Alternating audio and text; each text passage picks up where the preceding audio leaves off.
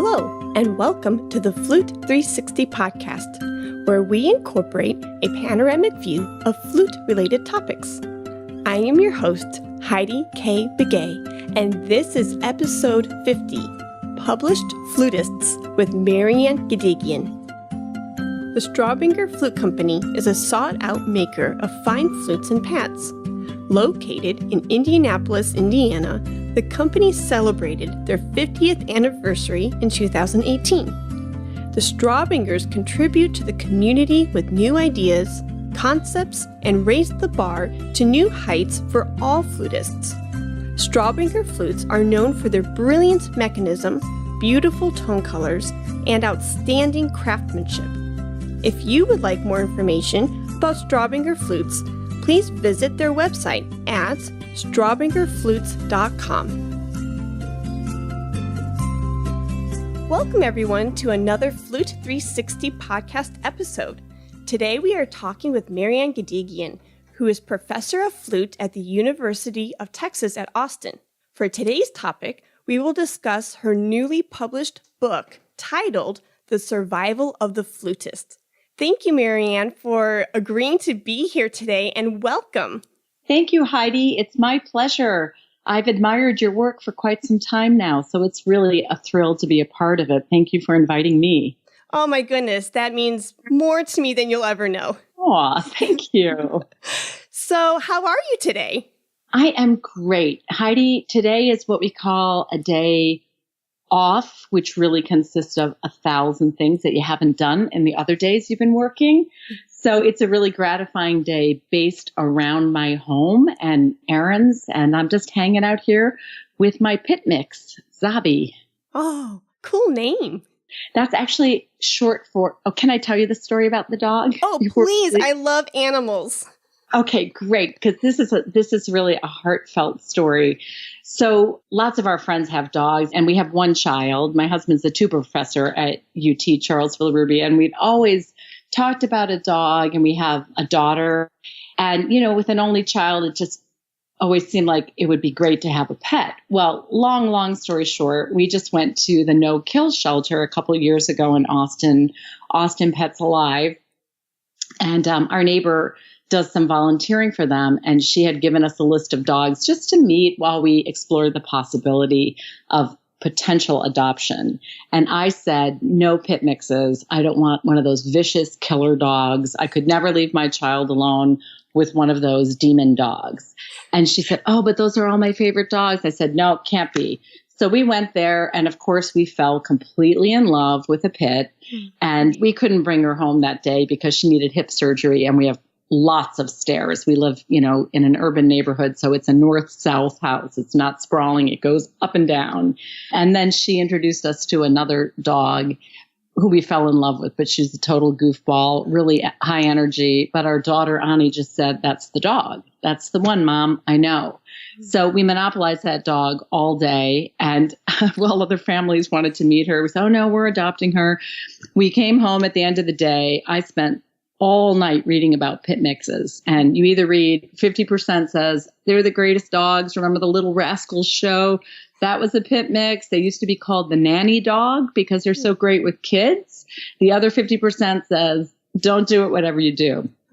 So we went back the next day and spent the entire day with her, and then decided to bring her home. At the shelter, her name was Isabella. That's what they had named her. And the Armenian version of that is Zabel. But she's such a little goofball, we just had to call her Zabie. That's her nickname.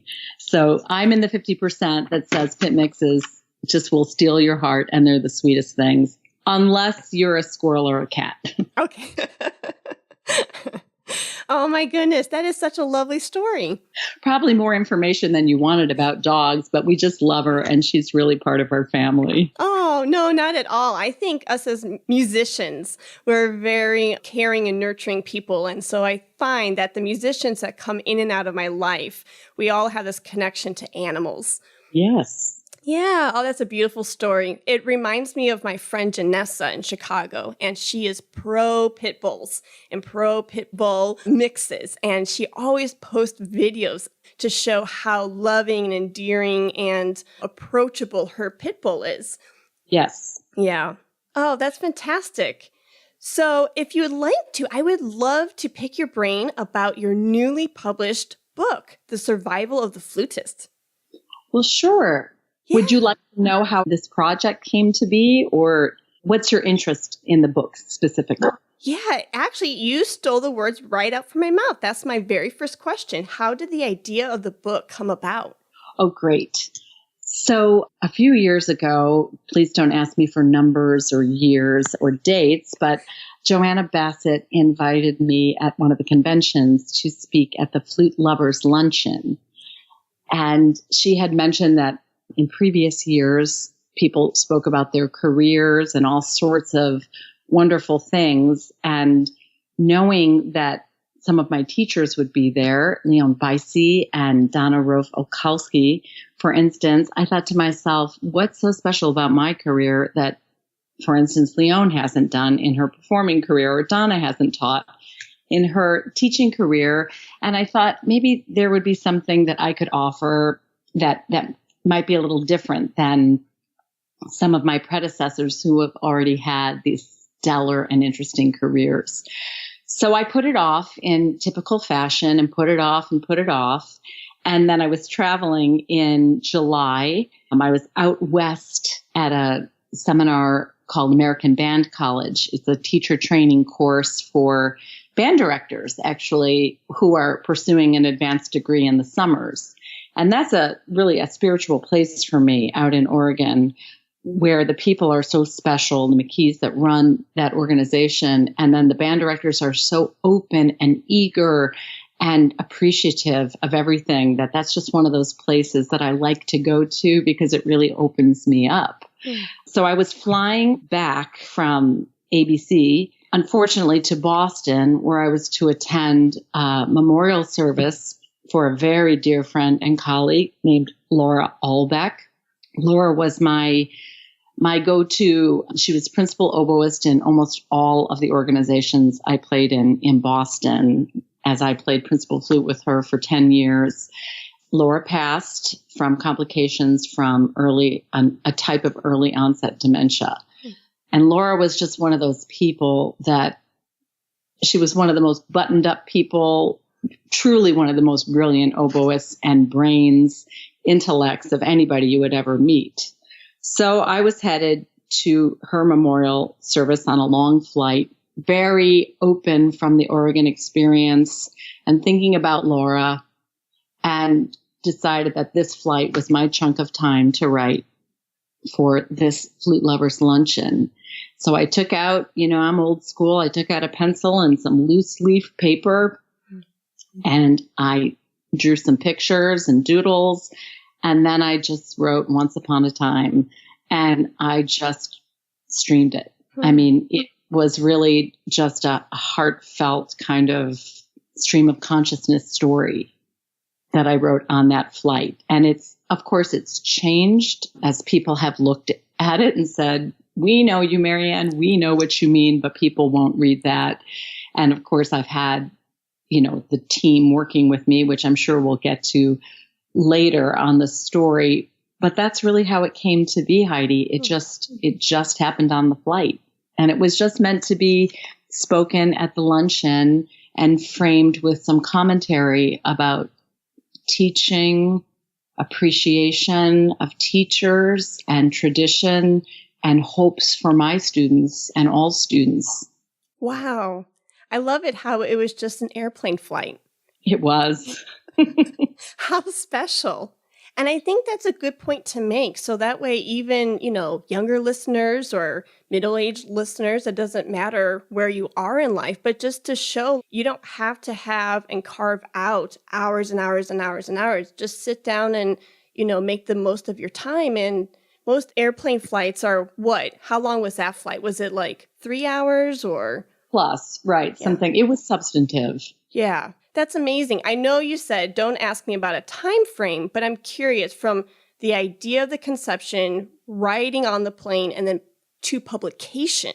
How long do you think that time frame looks like? Well, so Adam Workman from Flutistry Boston could answer that question very specifically because Adam, so at that, I have to give you a little framework then, because at that Luncheon, Adam Workman was there and Patti Adams was there. Okay. And Patti came up afterwards and just, do you know Patti, Heidi? Do you know her well? I know her work. I've never met her. So you know she's a stellar flutist and piccoloist, and her art is of equal caliber. I mean, it's gallery quality. So Patti came up after the talk and said, I'm going to illustrate this story. We're going to make a book. And I said, this isn't a book. You know, this is just a little talk. And Patti said, we're going to make a book. And then Adam was there and said, and I'm going to see that it happens. And Leone was there saying, you're going to do this, Marianne. So there was no way out of this scenario. So I know that Adam would be able to answer that question more easily, but I think it took at least 2 years, maybe around that time or so, give or take, because, you know, we're busy, and getting me to kind of edit the story and streamline it took forever and 6 days.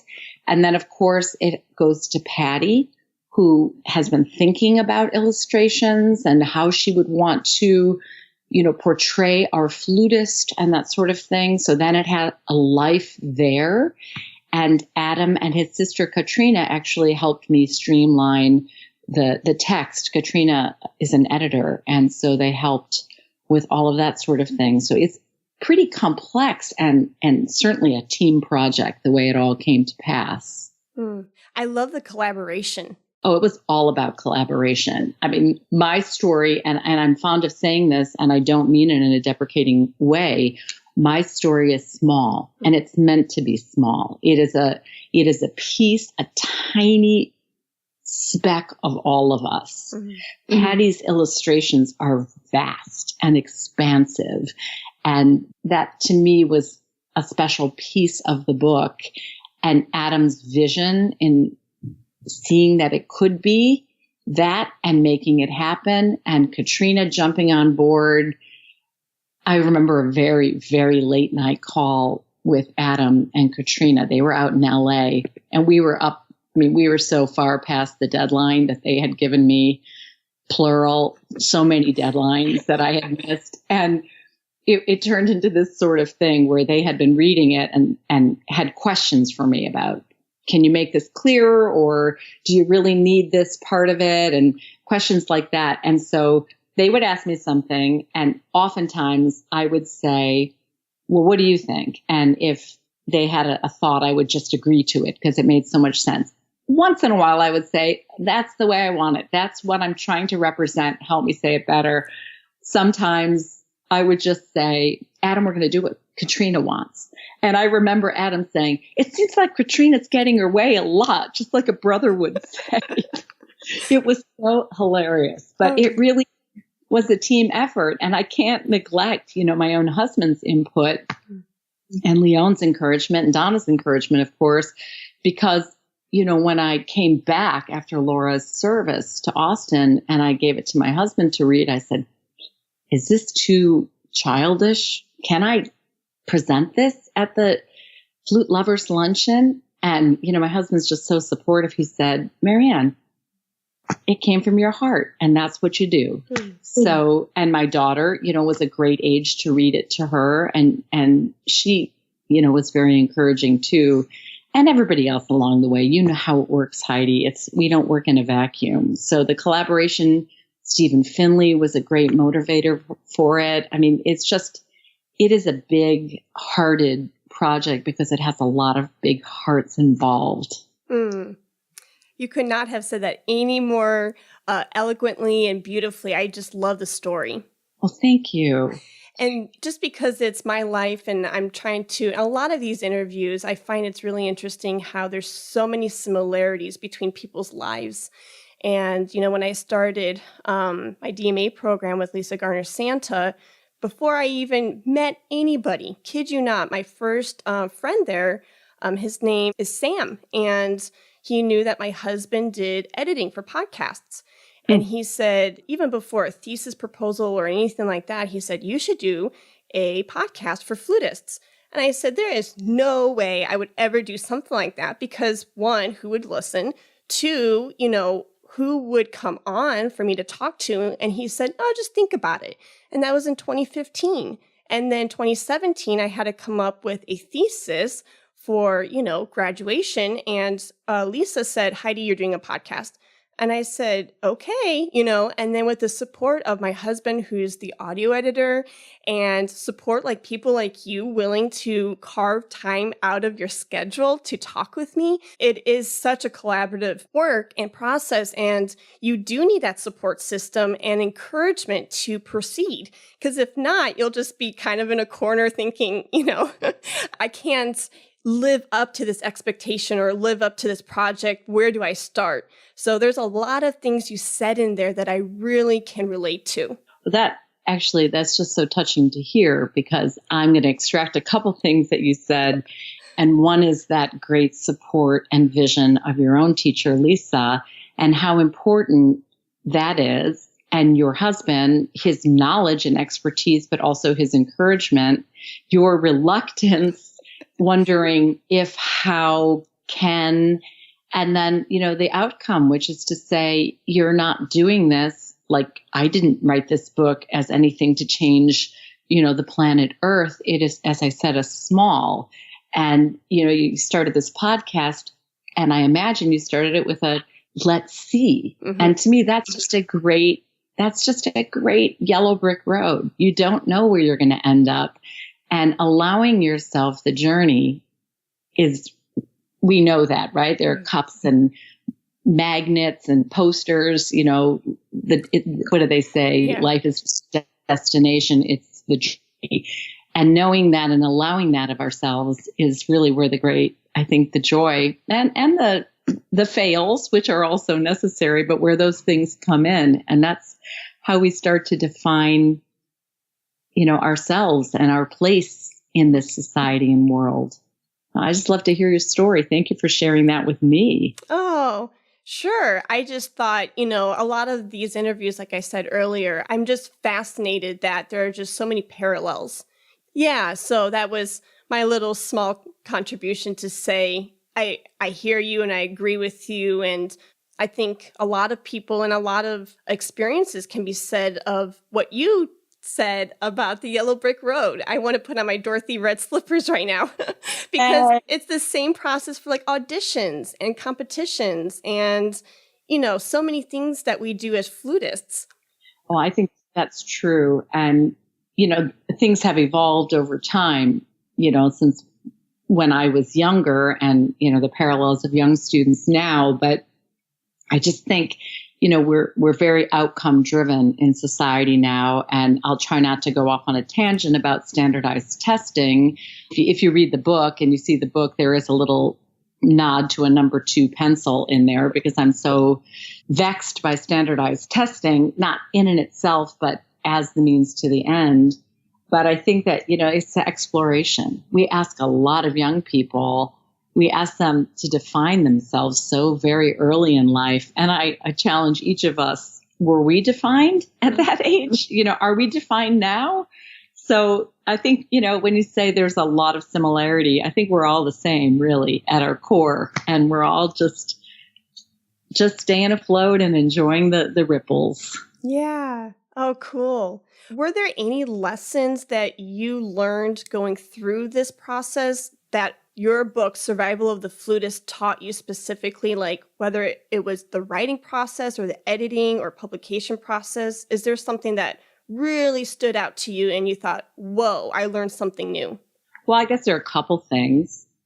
One is that I'm not the most organized person unless it comes to my daughter, where I think I'm extremely organized.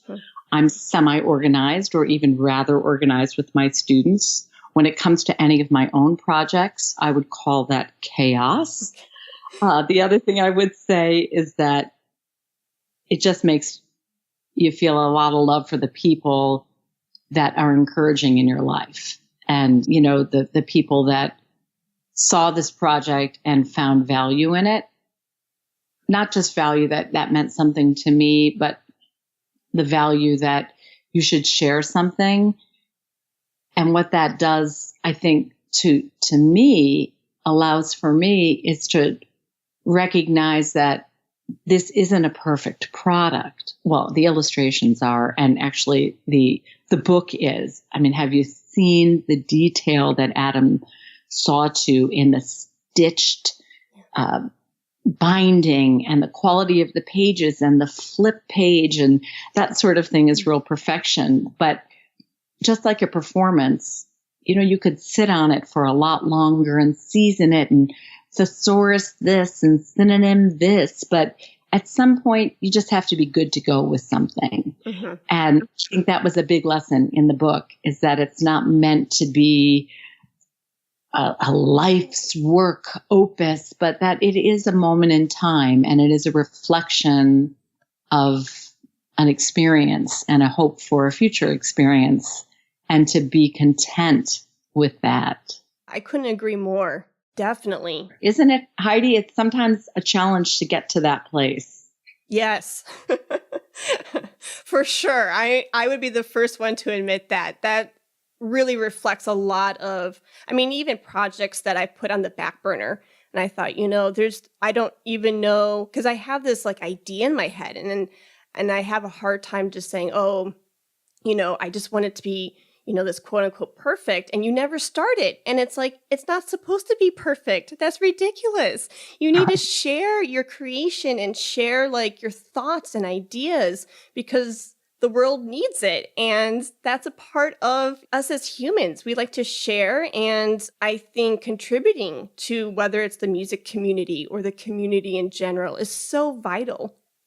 Absolutely. And I think part of that perfection fallacy, that we all buy into actually at some point or tragically forever, is partly to do with the refinement of our craft. We are expected to demonstrate skill sets at a top 1% level. And so the word perfect has to surface when you're dealing in a 95 to 100% bracket of execution. But I also think that has a lot to do with kind of the reverence we had have for our teachers. I always say Mr. Baroni, Clement Baroni, who was the piccoloist of the Detroit Symphony, who I worked with after Donna Olkowski, those two teachers just virtually walked on water for me. I just thought that they were just, especially in those formative kind of high school years, they loved the same thing I loved. In those years when you feel like you're the outcast or the geek, well, because you kind of are in your high school, except for those other geeky band people, those people really had the same passion, and they showed a real potential. And then, of course, you go to college and you start refining those skills and reflecting and observing music in a very different way. Dorio Dwyer, the former principal flutist of the Boston Symphony, and her sheer artistry.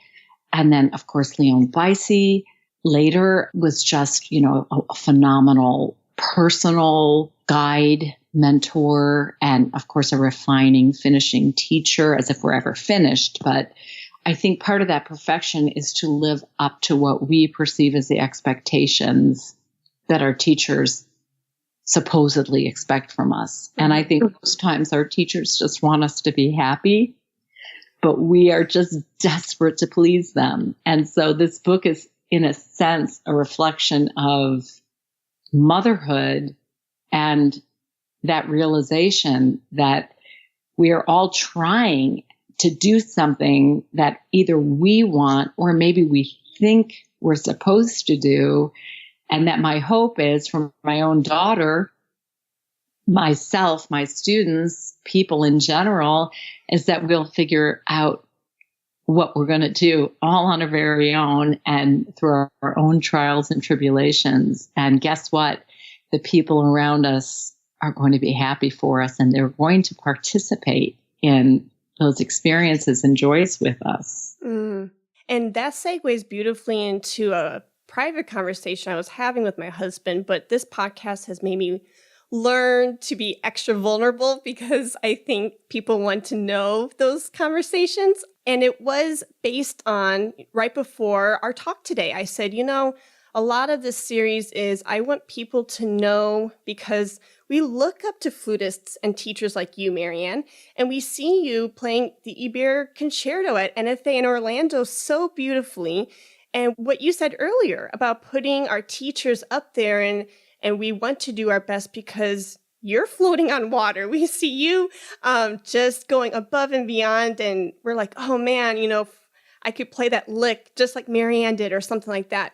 But I told him, I said, I want to do this series because a lot of times we see that book or that recording on the shelf and we think, oh, of course, Marianne Gedigian did it. Yeah, no problem for her. But we don't realize, and maybe I'm just speaking for myself or I'm assuming something that maybe I shouldn't, but sometimes I think we take for granted, like, no, Marianne still had to show up. She wrote these words and she practiced those notes and she didn't know what the outcome would be, but she went for it. And I think just hearing, especially for the younger listeners, to hear from you to say, go for it, go down that yellow brick road. I think that's so important. Like I said, coming from people that we admire so much. Now you're going to make me cry, Heidi. And I'm a real crier, so careful. Otherwise, we're going to have to pause this podcast. Well, first of all, thank you. And I deeply appreciate that. And I don't want to demean myself by saying, oh, my performing, I'm still doing my very best. But life is different now than it was when I was 20 or 30 or even 35. The flute holds a different position in my life now. So it is true, standing up and playing the Iber takes a different sort of nerve at this point for me. Mm-hmm. And I absolutely did my best and I prepared to my best abilities. But you touched on a word that is, I guess, if there's going to be a word that goes on a tombstone for me, it's probably not going to be the word nice. Any of my students would laugh at that because it's not my favorite word. It's so very nice. But vulnerable might be a word because I really believe in that sort of human vulnerability with one another. And I don't see what else we have going for us as humans if we neglect the softness between us. And so in that particular performance, coming at the end of a concert of rock stars, idols, people that I revere, and performances that were exquisite. You can go into a performance like that with a warrior mentality and there's nothing wrong with that. If that's the suit you wear, that you're going to do it better, or there are lots of ways you can go into performance like that. But I just felt so grateful to be counted as part of that concert. And, walking out on stage and having that kind of welcome from our community, it just sheds your armor if you have any armor on. And to me, that's another collaboration. Is a performance is always a collaboration. I looked out into that hall and I saw radiant, encouraging faces and people that were part of the performance and part of that coaxing. And of course, you're vulnerable and they're vulnerable too. They're generous. They're taking their time to be with you. Their time is precious also. And I just felt so appreciative to be there. So it means a lot to me that I got a good review from you. Oh my goodness. And it was a packed house. It was. That was a really fun performance. And the whole NFA Orlando Festival was just run very well. I agree. And the vision was a changing vision. And I love what the NFA is doing right now and has been doing for some time. Just really looking at the world as a whole, not just our flute community, but really expansion and how we fit and how we can collaborate and join and reflect and learn. And I just think that convention was a real pivotal point. And I think we're seeing a lot of change in the direction, and our leadership is super open and reflecting that as well. I'm really proud of our organization. I agree. Are there any last comments or suggestions for the budding flutist/author, or anything you would like to share that's on your heart?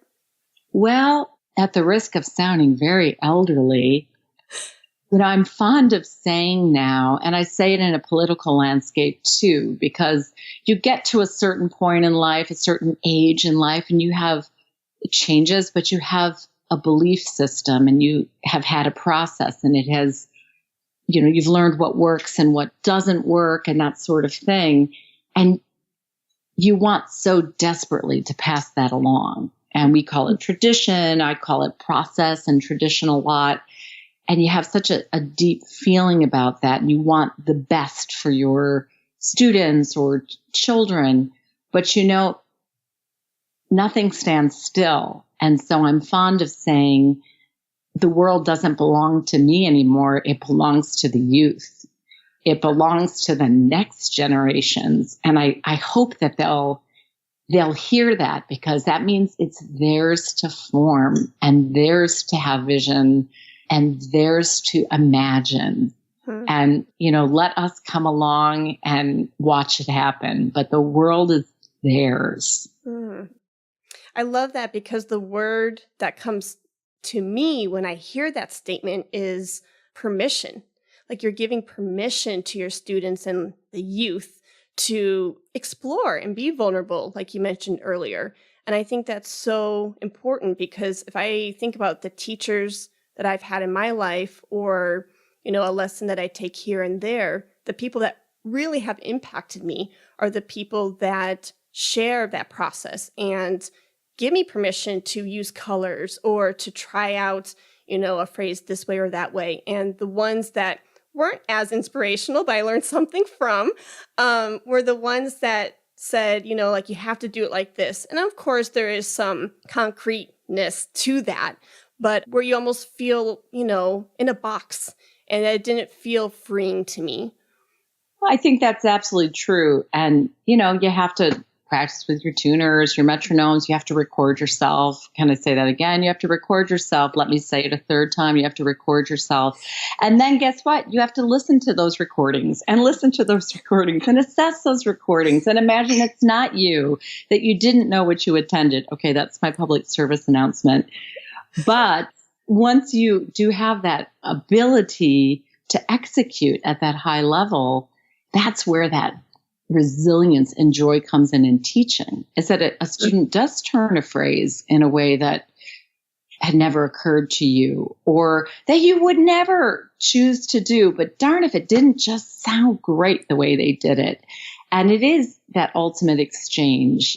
And I guess the permission comes on both ends. The permission comes from the teacher who grants the student the right to follow their path, but the student grants the teacher the right to see things differently too. And that's really where the resilience of our field, and I think art in the world, the artist in the world, makes a difference. Having those soft edges, nothing becomes too defined that there isn't room to grow and change. Oh my goodness, there are so many amazing gold nuggets throughout this conversation. I feel like I just read 10 gazillion books talking to you within these 30 minutes. Well, I do love to talk, so thanks, Heidi. Talking is one of my favorite things. I'm a Gemini. I'm not a Gemini, but I do love to talk. Oh, shoot. So in the last portion of this show, I do a segment called Picks. Do you have a pick for the listeners today? Okay, so I made reference to being a Gemini, which is to say that means I've got lots of facets to my personality. So it will be an impossibility for me to make a pick. But I will pick that I love film. I recommend film because, first of all, there are so many extraordinary films being made historically as well. But the level of filmmaking now, whether it's documentary or fantasy, whatever it is, it's kind of reflective of how great the flute playing is nowadays. It's just off the charts. And I find film to be a phenomenal way of seeing into people and accessing feelings once removed that can help inform me. So I'm way into film, and I just would recommend see as many as you can, guys. Mm. Yeah. It's funny you mentioned that because a lot of my picks end up being some kind of movie or documentary. Ooh. Yeah. So do you have any recommendations? Yes. Actually, these are some past picks, but I really liked Man on Wire. Don't know that. Okay, I'm writing that down. I don't know. There are just so many parallels with his tightrope walking to music and the arts. And I got chills watching him walk between the Twin Towers or on some high skyscraper building. It was just mind-blowing. Oh, that one. Okay, thanks for the reminder. Yes. Yeah. Do you have more? I can't think of, well, there is an anti-pick. I did not like Rust Creek, and the only reason that's on the top of my head right now is just because I just saw it and I thought, oh, that's an anti-pick. Okay. I can't think of one. I have a list on some documents that I'll shoot you an email so you can see, but Immortal Beloved is a movie about Beethoven. Oh, yes. Okay. I like that one. And Mozart's Sister. It's about Nannerl. And, you know, she was a composer in her own right, but really didn't get to have the same light or stage presence like Mozart did because she was a female. Of course. Wow. Well, that's an entire podcast series right there. Yeah, it is. I would have to start like a Wednesday show and not just publish on Saturdays. That would have to be like a Wednesday segment. Right. Thanks for those. Yeah, for sure. So 2 of my picks actually for this episode is your flute studio statement. I love the encouraging words and just talking about the collaboration within the studio and saying, you know, there are those that will approach music for flute playing, but then others who will use that flute playing to create music. And we are here to create music. I think that's beautifully said.